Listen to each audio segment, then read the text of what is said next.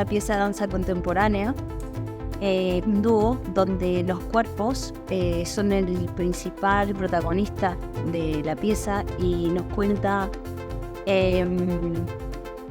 con la liturgia del folclore de dónde venimos un poco, desde nuestros recuerdos de Cuba, de Argentina, de dónde estamos ahora, ¿no? En España, y esta cosa del Chaco así como...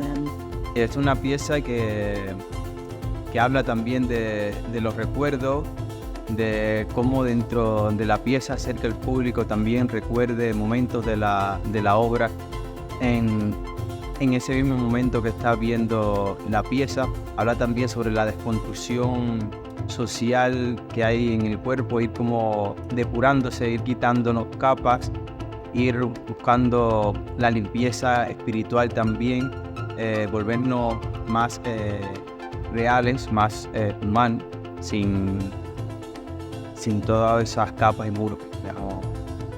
Para nosotros, que venimos de Andalucía, Málaga, que estuvimos buscando mucho un estreno y no había, significa muchísimo estrenar en el Carmen Teatre también como un espacio donde acoge artistas a la danza contemporánea en la actualidad, ¿no?